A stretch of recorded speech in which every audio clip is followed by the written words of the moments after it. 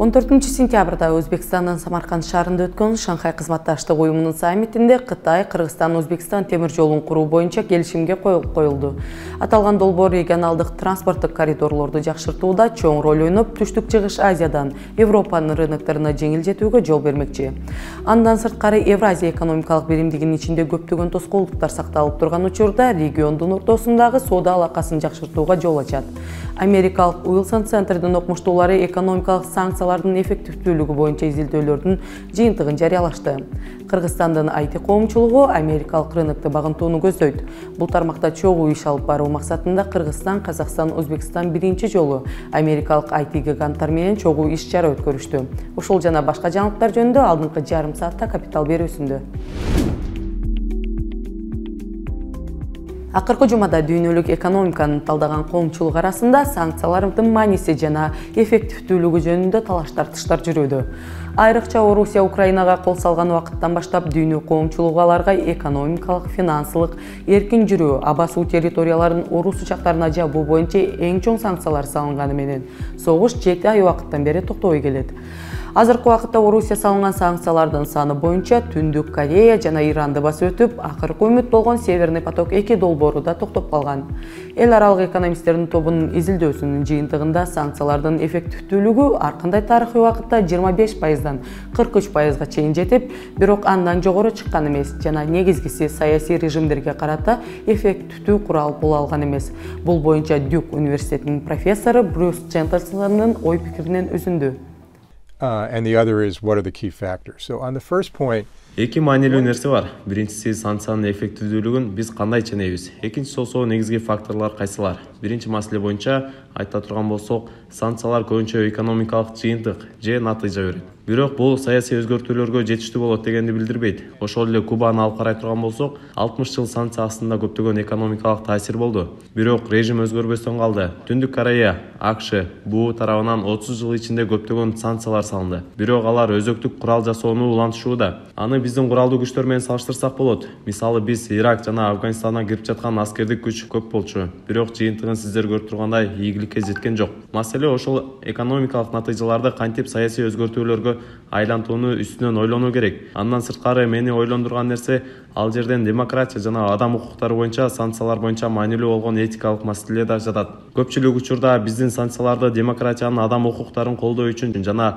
дүйнө коомчулугуна бизде ушундай принциптерибиз бар экенин билдирүү үчүн киргизебиз. Бирок көпчүлүк учурда ошол колдогубуз келген адамдарга кесепетин тийгизип, ал эми саясий режимдерди өзүнө өзү изоляциялап салат. Ошондуктан биз туура нерсе кылып атабыз деген менен ал жерде фундаменталдык этика суроолор жатканын жана кандай максат менен кылып жатканыбызды унутпаш керек. Мисалы ошол эле Мьянманы алып карасак, албетте ал жерде болгон аскердик төңкөрүш жаман нерсе. Алар кишилерди түрмөгө камашат, өлтүрүшөт. Бирок ага карата биз кабыл алган санкцияларды режимдерге караганда адамдарга көбүрөөк оорчулуктарды алып келди. Ошондуктан санкция киргизерден мурун аны ойлонуш керек. Ал эми санкциялар иштөөсү үчүн эмне кылыш керек деген суроого келсек, ийгиликтүү болуусу үчүн бир-эки нерсе болуш керек. Биринчи, буга чейин айтылгандай эле кеңири көп тармактуу колдоо. Себеби стратегиянын бир түрү бул жардам берилүүчү кишилердин өзүбүздүн альтернативдүү партнерлорго айландыруу. Албетте алардан баш тартып коюу мүмкүн, бирок колдоо жакшыраак иштейт. Экинчи нерсе, санкциялар ар дайым чектелүү таасир гана бере турганын унутпашыбыз керек. Эч ким баш ийип бербейт. Путинге карата канчалык оор санкциялар болсо да ал согуштан баш тартпайт. Же мисалы Түштүк Африкадагы апартейд режимин жок кылуу үчүн да сүйлөшүүлөргө барганда санкциялар таасир бере алган эмес.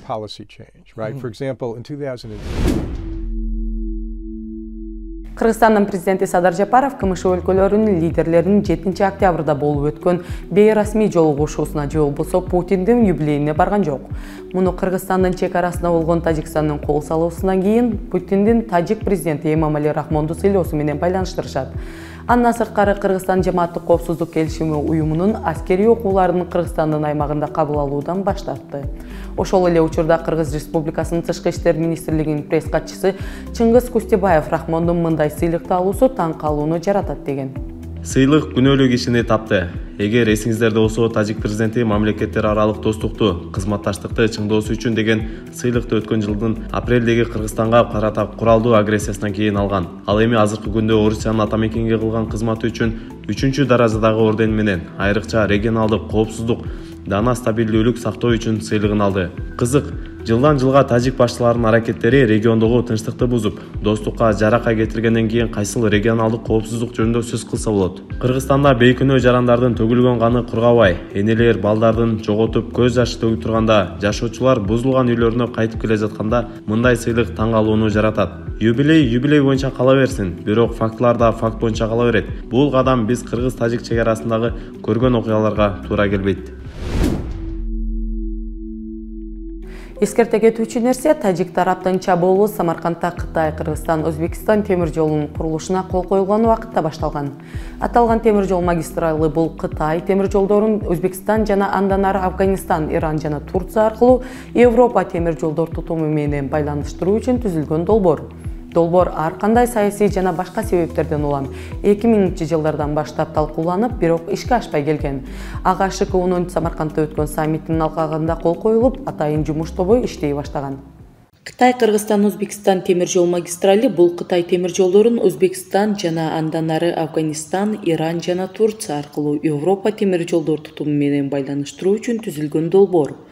Бул темир жол Кытайдын Кашкар шаарынан башталып, Кыргызстан боюнча 2 маршрут сунушталган. Түндүк маршруту Торугарт, Фергана тоо системасында жайгашкан Арпа өрөөнү жана Кара суу аркылуу Өзбекстандын Андижан шаарына жетет. Ал эми түштүк маршруту Эркечтам, Сары Таш жана Ош аркылуу Өзбекстандын аймагына жетет. Бирок түндүк маршруту Кытай өкмөтү тарабынан четке кагылган. Темир жолдун узундугу Кыргызстанда божомол менен 268,4 километрди түзөт. Ал эми Кытайдагы узундугу болсо 165 километр. Бул жол Кытай үчүн азыркы транспорттук коридорлорду 900 километрге кыскартып, Борбор Азия мамлекеттери үчүн деңизге ыңгайлуу чыгуу жолдорун ачмакчы. Алдын ала божомолдор боюнча Кыргызстан бул жолдон транзит үчүн жылына 200 миллион доллардай киреше алат. Ал эми Кыргызстандын аймагындагы темир жол үчүн кетүүчү чыгымдар башында 1 миллиард 340 миллион долларга бааланып, азыркы күндө бул көрсөткүч 5 миллиард долларга жеткен. Бул чыгашаны Кытай тарап жабат деп күтүлүүдө. Бул айрыкча Евразия экономикалык биримдигинин алкагында негизги 4 эркиндик сакталбай, эркин соода алакаларды жүргүзүү үчүн 47 тоскоолдук сакталып аткан учурда маанилүү чечим болуп калды. Кыргыз Республикасынын экономика министринин орун басары Вероника Исаеванын айтуусунда азыркы күндө ЭЭПтин алкагында 12 барьер жана 36 тоскоолдук сакталууда. Бул жолдун мааниси тууралуу Эмил Үмүталиев менен Маек. Бул жолдун бизге абдан чоң мааниси бар, анткени бул глобалдуу деңгээлдеги проекттердин бири. Шанхайдан Хельсинкиге деп мындай наамы аталган дегиле Кытайдын ичинен чыккан товарларынын Европага чейин, Европанын түнкү эң акыркы чектеги портторуна, деңиз портторуна жеткизүү жол бул дүйнө жүзүндөгү эң кирешелүү, эң узун жана эң маанилүү жолдордун бири болуп калат.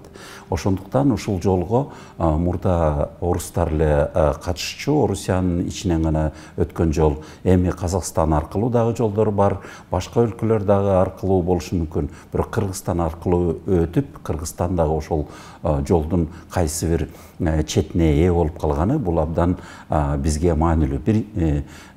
Экинчиден бул абдан чоң долбоор болгондуктан чоң акча келип, чоң иштер жүргүзүлүп, ал акча экономикабызга жаңы кан жүгүрткөндөй көп киреше, көп мындай кыймылдарды жаратат. Адамдардын, кишилердин, Кыргызстанда жашаган кишилердин көп иштерге ээ болушуна түрткү болот, шарт түзүлөт.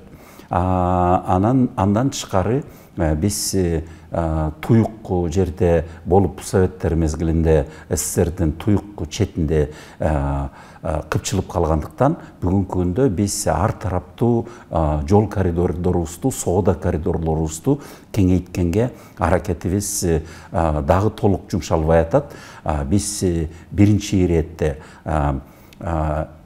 аба жолдорун өнүктүрүшүбүз керек, анткени биз жер менен гана чектелбей, аба жолдорун ар тараптуу кылганга күчүбүздү жумшашыбыз керек. Экинчи ирет биз ушу темир жолдорубуздун Москваны каратпай эле башка жактарды да каратып, мына ушул болуп калса, бул биз түштүк тарапты көздөй ар тарапка узап кетүүгө мүмкүнчүлүгүбүз байланат. Андан тышкары жер жолдорубуз дагы кезекте турат, аларды дагы кеңейте беришибиз керек, жакшылата беришибиз керек. Анан ошол жерден өтүүчү товар элдердин, пассажирлердин жеңилдиктерин дагы талап кылышыбыз керек. Бир четинен Орусиянын гана эмес, биринчи ирет Орусиянын мурдакы империя катары жана күчтүү бизди багындырып, баш ийдирип, жанында алып тургусу келген күч катары жакынкы кошуналарыбыз деле кызганыч кылышы мүмкүн. Эгерде бул жол Өзбекстан менен байланышып кетип атса, Өзбекстан биз тарапта болуп, бирок башка эки тараптагылар, Казакстан менен Тажикстан, жумшак, азыраак, бирок кызганыч жаратышы мүмкүн. Сөзсүз түрдө айтыла турган дагы пайдасынан дагы терс жактарын дагы эске ала жүрүп, анан кандай коркунучтар бар, ошолорду дагы эсте ала жүрүп, бир гана Кытайдан көз каранды болуп калбаш керек. Мен азырынча ушу 4 коркунучту эске ала жүргөнүбүздү каалайт элем. Биз мунун пайдасын сөзсүз түрдө астыга коюп көздөшүбүз керек, бирок ошону менен бирге салмактап биз башка элдердин, башка өлкөлөрдүн тажрыйбасын эстен чыгарбашыбыз керек. Эгерде бул чоң долбоор Кытайдын акчасына, Кытайдын көзөмөлүндө болуп калса, анда кээ бир коррупцияга малынган жетекчилери элди ойлобой, жерин ойлобой, өздөрүнүн кызыкчылыгы менен же алсыздыгы менен ошол чоң проектти толук бойдон карысын кайра төлөп бере албай, анан кийин Кытайдын колуна карматып жиберген учурлар бар. Ал учурлардын бирөө ушу биздин жаныбыздагы Тажикстандан дагы болгон. Алар элден мурдун акчасын берген долбоорду аткарганга. Анан ал долбоор Казакстандын жерине таандык, жеринде өтүп атып, бирок Казак өлкөсүнө өтпөй эле анын ээси Тажикстан карсын төлөп бере албай койгондуктан анын ээси Тажикстан болуп калды. Керек болсо ошол долбоорду гана ээлебестен ал жерге ал долбоорду коргош үчүн аскерин да киргизип, өзүнүн аскери менен коргоп тургандыктан бул жер жарым жартылай Тажикстандыкы деле эмес болуп калгандай байкалат. Келечекте толук бойдон эле бара-бара Кытайга өтүп кетиши мүмкүн, жери менен кошо. Ошону дагы эске алыш керек. Андай учурлар Африкада да болгон, Түштүк Азияда да болгон. Портторду куруп, анан бирок ошол порттордун ээси карзынын ордуна Кытайга өтүп кеткен толук бойдон. Бул биринчи коркунуч. Экинчи коркунуч, эгерде биздин бийликте саясий плюрализм болбой турган болсо, анда бул долбоорлордун иштелиши элдин астында ачык болбой калышы мүмкүн. Ошон үчүн бул долбоордун акчасынын ар бир тыйынына чейин элдин астында ачык иштетилгени жана убактысы менен жооптор англисче transparency and accountability дейт эмеспи, ошо ачыктыгы жана элдин астында, коомчулуктун астында жооптуулугу же жооп берип турушу убакыт сайын. Анткени ансыз ар кайсы түрлүү коррупционерлер, уурлар ошол чоң акчадан чоң уурдап, анан элге пайдасы тийбей эле уурлар байып кетиши мүмкүн ортодон. Чоң уурлар, галстуктанган, ак көйнөк кийинген уурлар байып кетиши мүмкүн. Үчүнчү нерсе, сөзсүз түрдө көзөмөлдөй турган нерсе, бул чоң долбоорлор иштетилгенде ким чоң акча берсе, ошол өзүнүн гана ишканаларын иштеткенге аракет кылат. Биз бул жерден сөзсүз түрдө бир гана тараптын, биз бир гана Кытай тараптан көз каранды болуп калбай, өзүбүздүн дагы ишканаларыбызды мүмкүн башка өлкөлөр менен чырмалашып, кызматташып, коллаборация кылып, башка өлкөлөр менен бирдиктүү ошо Кытайлардын ишканаларына тең тайлаш кылып, атаандаштуулукту жаратып, жана өзүбүздүн ишканаларыбызды өстүрүп алганга аракет кылышыбыз керек. Баардыгын эле бир колго карматып салбай. Эми 4-үнчү маселе, бул бизде болуп келген Кытайлардын Кытайына кредиттерине чоң жолдор салынганда көп жолу ысы чуу болуп скандалдар көтөрүлгөн. Анткени жумушчулар, кыргыз жумушчулар ал жерден орун таппай эле, киреше таппай эле, жумушка тартылбай эле, жанагы гана Кытайдын гана жумушчулары иштеп калган учурлар болгон. Ошентип ал ишке жанагы гана Кытайдан келген жумушчулар иштеп эле, ошолор эле жумуш орундарынын баарын ээлеп эле, ошолор эле кирешени алып кетпестен, өзүбүздүн элибиздин мына мисалы мүмкүн ошол учурларда Орусияга кетип калган мигранттарыбызды кайра келип тартып, кайра жумуш менен камсыз кыла алабызбы? Иш кылып өзүбүздүн дагы кишилерибиздин, өзүбүздүн гана жарандарыбыздын ошол проекттерден жумуш орун таап, кирешелүү болуп калышын биз сөзсүз түрдө келишим түзүп атканда дагы, андан кийин аткарылып атканда дагы талаптарыбызды ылдыйлатпашыбыз керек. Ал үчүн эл аралык тажрыйба бар, сөзсүз. Аны изилдеп билип, анан ошо кайсы үлүшү, канча пайызы кыргыз тараптан болушу керек экенин абдан бекем карманганга аракет кылсак жакшы болот эле. Орусияны айланып өткөн жолдорду куруу жана транспорттук коридорлорду колдонуу бул Борбор Азиянын күндөмүндөгү суроолордун бири. Кытай менен Казакстан азыркы күндө ортоңку коридор же Транскаспий коридорунун Орусияны айланып өтүү үчүн активдүү түрдө колдонуп баштаган. Азыркы күндө Борбор Азия мамлекеттеринин ортосундагы жалпы товар жүгүртүү 2020 жылга карата 12,2 миллиард долларды түзгөн. Ал эми региондун жалпы тышкы соода жүгүртүүсү 145,5 миллиард долларды түзгөн.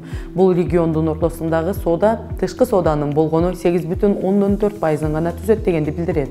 Бирок азыркы геополитикалык окуялар регион бул кызматташтыкты күчөтүүгө себеп болууда. Бул боюнча ишкер Марат Жамбаевдин пикири. Ар бир Борбор Азия өлкөсүндө өзүнүн ролун, анан өзүнчө жана орусча айтканда самоидентификация болуп атат да. Себеби дегенде баары эле тандоонун астында туруп калбады, же Орусияны колдойсуң, же болбосо Украинаны колдоп.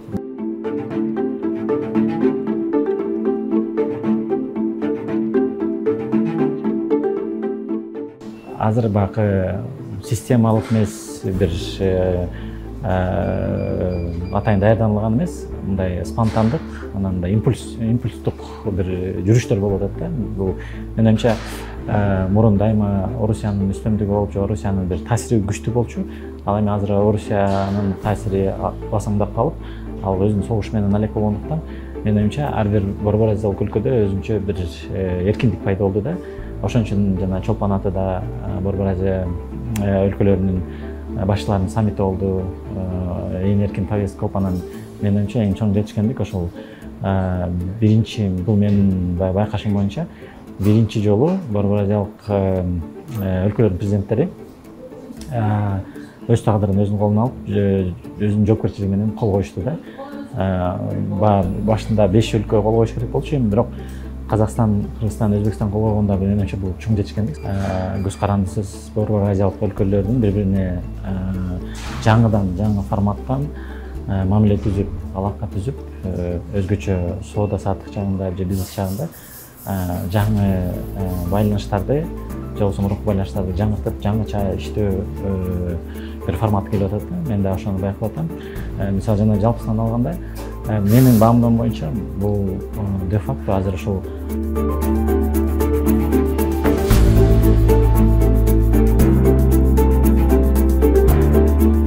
биринчиден бажы биримдиги, бажы союзу бул такыр баалуулугу, философиясы башка уюм да. Аны деген бизге үстүнөн түшүргөн ылдыйгачы, мисалы силердин ошол же Орусия, ал Орусиянын кызыкчылыгына түзүлгөн уюм болчу. Биз болсо баягы аргасынан кошулганга туура келди. Борбор Азия чөлкөмүндө менин оюмча ошо Евросоюзга же болбосо Шенген биримдигине окшогон уюмдар түзүлгөнгө толук мүмкүнчүлүк бар. Бирок ал үстүнөн чүрүлбөш керек да, ал астынан өйдө кеч керек. Ал эмне деген түшүндүрөт? Ошол өзгөчө жана чек ара региондорунда күчтүү жергиликтүү лидерлер, фасилитатор болуш керек да. Мисалы, жана айтып аткан биз башкысынан көрүп өтпөдү, чек ара конфликттери, өлүмдөр, алар эмнеден келип чыгат? Ал түшүнбөстүктөн келип чыгат. Себеби дегенде, ал түшүнбөстүк ошол жеринде эч качан жумуш жүргөн эмес. Директива түрүндө бул менин чек арам, сен бияка тийишпе дегенде майында, анан ошондой келип чыгат. Менин оюмча ошо эгерде Борбор Азия өлкөлөрү алдын ала жакшы даярдоо жумуштарды жүргүзүп, анан астынан өйдө биринчи ошо чек ара региондорун бириктирип ошол жакта пилоттук проекттерди кылып, анан баягы область деңгээлине, анан уже республика деңгээлине жеткирсе, менимче ошондо жакшы бекем уюм түзүш мүмкүн да. Мисалы Евросоюз деле экинчи дүйнөлүк согуштан кийин 56-жылдары түзүлүп баштаган, а бирок толук кандуу болуп 2000-жылдан кийин эле иштеп баштады да.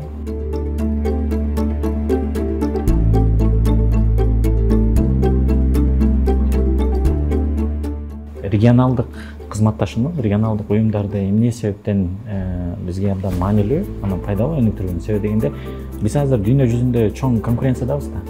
Өлкө катары биз аябай майда өлкөбүз, чагал өлкөбүз, биз баары утулабыз. Эгерде биз биринчи кезекте кошуналарыбыз менен тил табышып, анан эң негизгиси кимдин баягы ролу, анан кимдин артыкчылыгы, кемчилиги эмнеде экенин түшүнүп алса, ошондо баягы дүйнөлүк маркетте, дүйнөлүк базарда биздин региондун ролу чоңоет да. Экономикалык көз караштан караганда, Борбор Азия регионунун потенциалы абдан зор, абдан чоң. Бул 80 миллион калкы бар регион. 80 миллион дегенде бул бир Германия, же болбосо ошо бир нече Европа өлкөлөрүн бириктиргенде да потенциал чоң. Ал ошол учурда бизге келип аткан туристтер эмнеге кызыгат? Жалгыз жеке эле Кыргызстан кызыкпайт, себеби Кыргызстанда бизде жаратылыш, Өзбекстанда тарых, Казакстанда дагы айкалышкан да, жаратылыш менен тарых. Анан ошол бир чөлкөмгө чек аралар ачык болуп, туристтер ээн эркин саякаттаганда, менин оюмча, бул бүт регионго чоң артыкчылык болмок да. Мисалы Өзбекстан традициялык өлкө болгондуктан, аякта жери чоң болгондуктан, ресурстар көп болгондуктан, ал өндүрүшкө багытталган өлкө да. Казакстан деле ошондой. А биз болсо жанакындай сервис, же болбосо туризм, же болбосо эң жогорку деңгээлде билим берүү, маданият, банк кызматтарынын хабы болуп, ошол эки чоң регионалдык өлкөлөрдүн ортосунда өзүнүн ролубузду таба алмакпыз да. Менимче ошол туура эгерде позицияларды тапса, ошондо биз көп убакыт коротпойбуз да, анан өнүгүү да тез келмек да.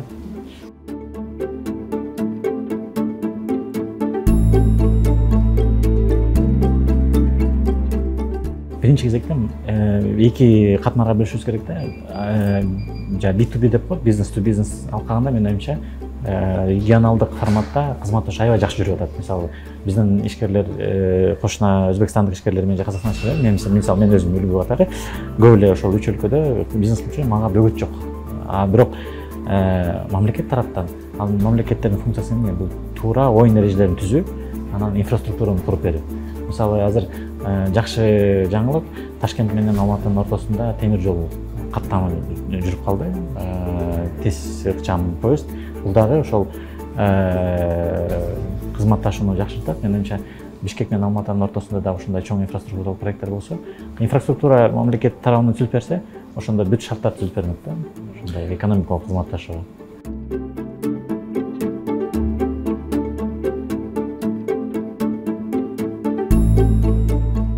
Ишкерлерге, бизнеске, экономикага керек эмес барьерлерди түзбөө, эркиндик берүү. Качан экономикалык эркиндик, анан ачык, айкын, түшүнүктүү оюн эрежелери болсо, ошондо акча, инвестиция, финанс өзүнүн жолун өзү эле табат. А бирок саясий деңгээлде менимче ошол өлкөлөрдүн ортосунда биринчи кезекте баягы ишеним болуш керек экен, ишеним. Анан жанакындай өтө эле милитаристик амбициялар баары прогресске бир жакшылык алып келбейт да. Биз ошол 25 жылдан бери парламенттик демократияны өнүктүрөбүз, азыр президенттик демократияга кетип калдык. А ошол өлкөлөрүбүз кайра президенттик демократиядан парламенттик демократияга багыт алып атышат да. Бул баягы кызыктуу саясий процесстер болот.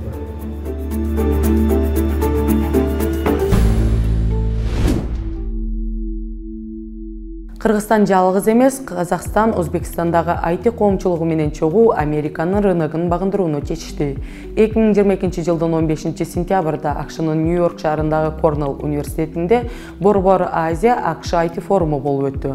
Бул форумда Кыргызстан, Өзбекстан жана Казакстандын IT компаниялары, стартаптар катышып, аларга дүйнөлүк техникалык гиганттар менен жолугууга, региондун IT потенциалын көрсөтүүгө мүмкүнчүлүк түзүлдү. Андан сырткары бул форум ар дайым улана турган болуп, компаниялар Американ рыногу менен B2B кызматташтыгын өркүндөтүүгө жана инвестицияларды тартууга түздөн-түз иштешүүгө жол ачты.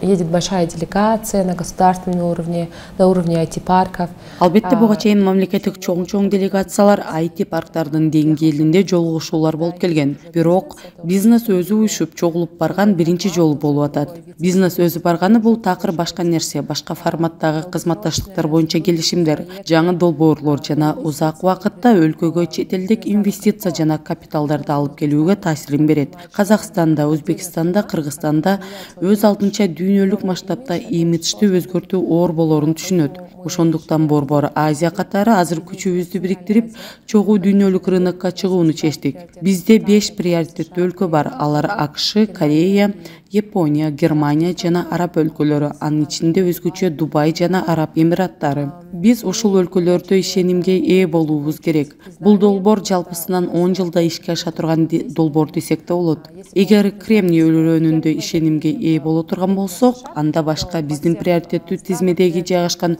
өлкөлөргө да чыгуу жеңил болот. Биз аябай аракет кылдык. Бизди колдогондор да көп болду. Айрыкча USAIDке жана Кыргызстандагы Америка Кошмо Штаттарынын элчилигине чоң рахмат. Андан сырткары жогорку технологиялар парки менен биргеликте биз бул иш-чараны чогуу ишке ашырдык. Ал эми сандарга келе турган болсок, жалпысынан биз 40 чакты IT компаниялардын, стартаптардын жана ар кандай компанияларга кызмат көрсөткөн аутсорс компаниялардын жетекчилерин алып бардык. Баары жакшы деңгээлде өттү. Нью-Йоркто мындай иш-чара биринчи жолу болуп атат. Андан сырткары Кыргызстан бул демилгени өз мойнуна алгандыгы кубандырат. Албетте Казакстан менен Өзбекстан бул тармакта иштешүүгө даяр экендиги да кубандырат. Бизнестин деңгээли өз ара иштешүүгө жеткен.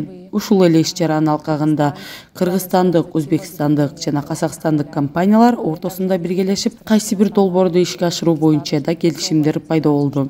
Биз Украина, Армения, Беларусь жана Индия стартаптар жана өзүнүн IT имиджин куруу боюнча тажрыйбасын изилдеп чыгып, ошолордун жолу менен барууну чечкенбиз. Алардын тажрыйбасында да диаспоралардын ролу чоң болгон. Биз дагы ал тармакта Америкада иштеп, ийгиликке жетишкен ушул 3 өлкөнүн диаспорасынын жардамы менен иш-чараны өткөрдүк. Алардын баары ийгиликке жеткен жана өз байланыштары бар жана ал байланыштарды биздин ийгилиги үчүн колдонууга даяр кишилер. На высоких должностях и уже имеет сеть своих связей. Бул Капитал командасы тарабынан даярдалган экономикалык, бизнес жана финансы тармагындагы жаңылыктар топтому болду. Кийинки берүүдөн көрүшкөнчө сак саламатта туруңуздар.